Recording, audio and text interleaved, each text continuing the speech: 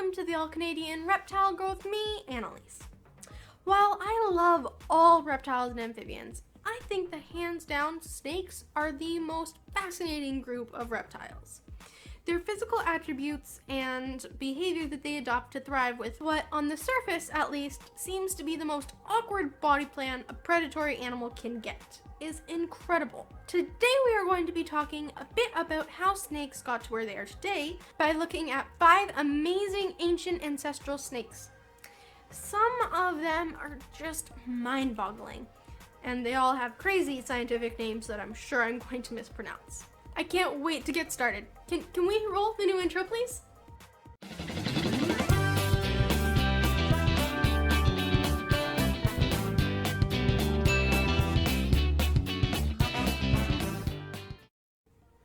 Pretty slick, huh? Even if you aren't into snakes, you have to admit, they can do some pretty cool stuff. I've talked a bit about this in past videos, like how snakes move, the different shapes they take, venom, poison, even how they think and process the world. You have watched all those, right? Of course you have. If not, they're right here. Now, snakes didn't just pop into existence as they are today. They are a product of more than 150 million years of evolution.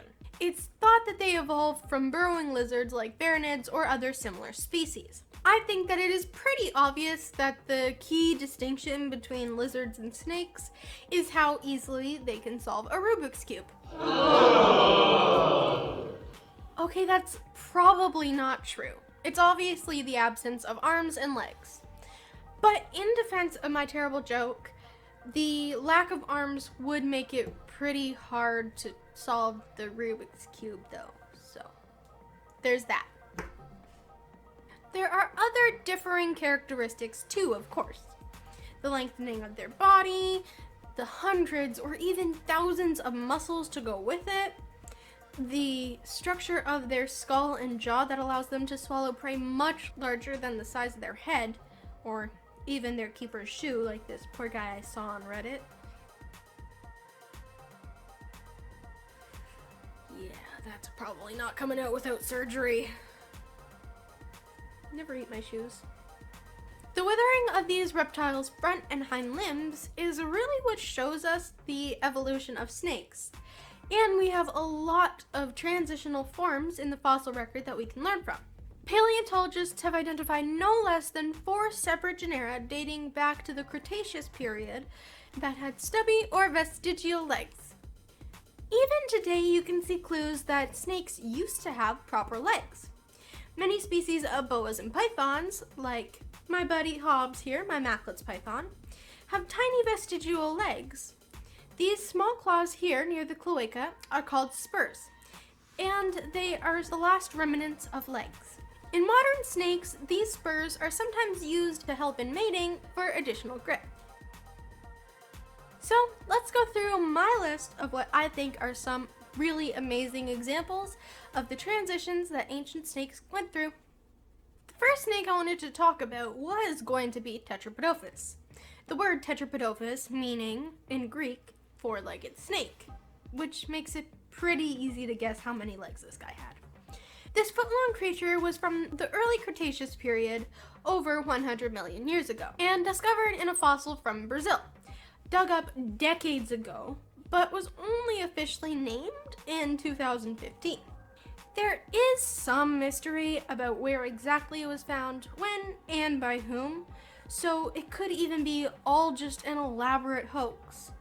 But if Tetrapodophis is a genuine snake, it might have been the first 4-limbed member of its breed ever identified, and it would fill an important gap in the fossil record between the evolutionary precursor of snakes, which still remains unknown, and the 2-legged snakes of the later Cretaceous period, like Eophis and Eupodophis. But because of the questionable origin of its fossil, I don't think I can confidently use this guy. So we'll pretend like I didn't just tell you some really interesting stuff about Tetrapodophis. Instead, I'll replace Tetrapodophis as my number one snake with a recently identified four-legged snake that predates the previously recognized earliest snake species by nearly 70 million years, called Eophis. The discovery of this group is interesting, not just because it redefines the timeline of snake evolution, and, like Tetrapodophis, assuming it's not phony, fills that evolutionary gap I mentioned earlier. But it also changes what we know about snakes and when they evolved snake-like traits. It was thought that snakes evolved along the same lines as legless lizards, who look like snakes but with a distinctively lizard-like head and with rigid jaws and even ears. But because of Eophis, we now know that in snakes, the flexible snake-like skull evolved before the pronounced elongation of their bodies and the loss of limbs. This is really interesting because now we have a whole bunch of new questions about why they evolved this way, and it also leads to other questions about what else we got wrong. My second ancient snake is Eupodophis. This guy lived about 90 million years ago and is as perfect an example of a transitional fossil as anyone could have ever hoped to find. A fully snake-like reptile of the late Cretaceous period with itty-bitty hind limbs complete with bones like fibulas, tibias, and femurs. These meter-long snakes had a laterally compressed body and a paddle-like tail that would have been great for swimming. So they, along with other two-legged snake species like Pachyrhacus and Eophis, were thought to be aquatic, hunting and swimming in the waters of what is now the Middle East. It is commonly thought that snakes evolved the body plan that we see today to facilitate a burrowing lifestyle. But the aquatic lifestyle of Eupodophis and other similar two-legged snake species of that era might provide clues to a different reason why snakes might have continued to evolve an extremely long, legless body.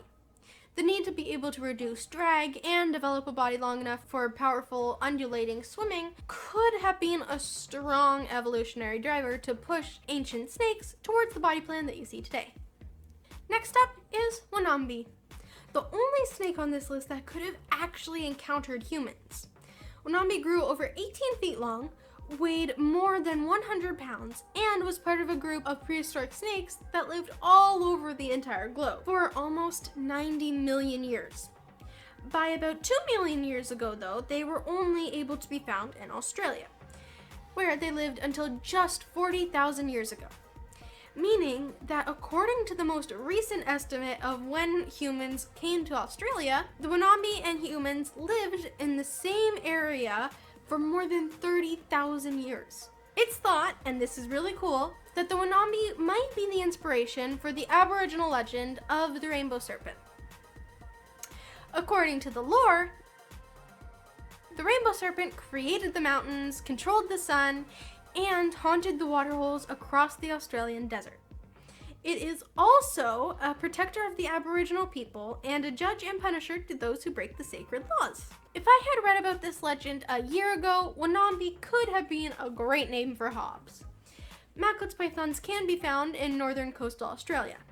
He's got the whole rainbow thing going, and he's got the silent disapproving stare down pat for the judgy punishment part of the job anyways. Oh well. Hobbs is still a great name, and it fits him perfectly. You little mischief maker. Although it wasn't directly related to modern pythons and boas, Wonambi hunted in the same way, using muscular coils to subdue and dispatch its prey. The Wonambi had a smaller jaw and couldn't open its mouth particularly wide, at least compared to modern snakes and even some prehistoric ones too. So it probably had to settle for more frequent, smaller prey items like small prehistoric wallabies and kangaroos, rather than bigger prey, like humans. Lucky for us. Alright, let's ramp things up a bit and talk about Gigantophis. This species was identified in 1901 from a small number of fossilized vertebrae. At about 33 feet long and up to half a ton, twice of what today's largest snake, the green anaconda, weighs. This prehistoric snake ruled the swamps 40 million years ago of what is now North Africa, the Middle East, and Asia. Like modern boas and pythons, these enormous predators would have constricted their prey using loops of muscular coils. On the menu would have been fish, crocodilians, and mammalian megafauna like the Moatherium, the ancestor of modern elephants. If this snake were around today, humans could be on the menu as a light snack. In fact, it could be easily gulping down zebras, wildebeest, even grizzly bears if they got really lost and ended up in Africa. For years, Gigantophis was thought to be the largest snake that had ever lived, until the discovery of a much, much, much bigger snake in South America, the Titanoboa. That didn't sound impressive enough. How about the Titanoboa? That's better. This guy is cool. Titanoboa is the biggest prehistoric snake that has ever lived, we think. It lived about 60 million years ago, measured 50 feet from head to tail, and weighed in at 2,000 pounds. To put this in perspective, the biggest today's largest living snake species, the green anaconda, can get close to 30 feet and over 500 pounds. That's a monstrous snake. It's hard to comprehend just how big a green anaconda can get, and it's a pipsqueak compared to the Titanoboa. They could squeeze with a colossal force of 400 pounds per square inch.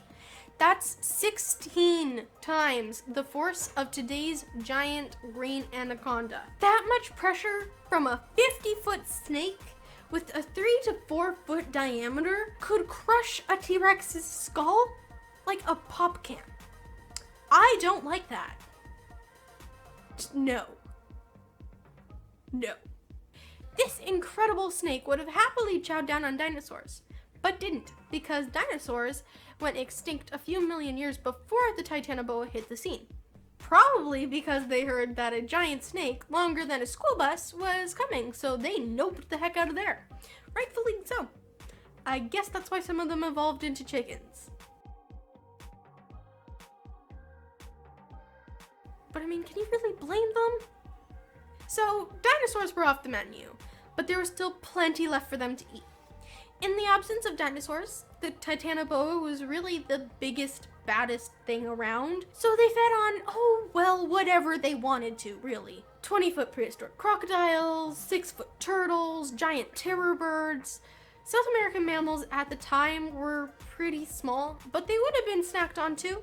Occasionally. Basically, anything that they could ambush from the rivers and swamps that scientists think they called home would be on the menu. But paleontologists actually think that based on the structure of their mouth and teeth, that their preferred prey was probably fish. Now, fish may not sound so impressive at first, but the fish I'm talking about are 10-foot lungfish or even sharks, hunting in the brackish coastal waters. Those fish.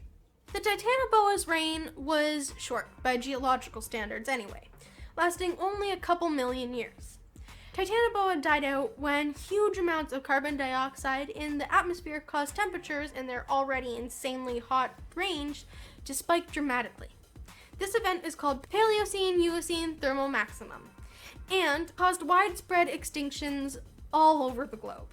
It just goes to show that no matter how big and tough you are, or think you are, we are all at the mercy of our climate. So there you have it, my 5-ish most amazing prehistoric snakes. I hope you enjoyed learning about the incredible ancestors to our cuddly friends. I know I learned a bunch of fascinating things while researching this. Let me know if there were any other snakes that you think should have been on my list. Thanks for watching me, the All-Canadian Reptile Girl, and Hobbs here, of course. Please don't forget to check out my other videos, and follow me on Instagram. And, as always, please like, share, comment, and subscribe, and remember, nurture all nature. Bye! The discovery of this group. I'm trying to rehearse. Do you mind? Do you mind? Don't you dare touch that. No. No. Good boy. Good boy, Hans. This foot-long creature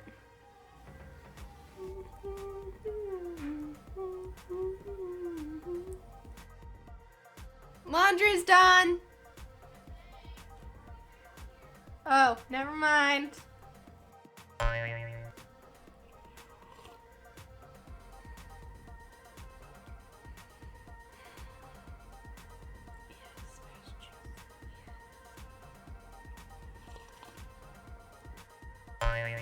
How do I cut that?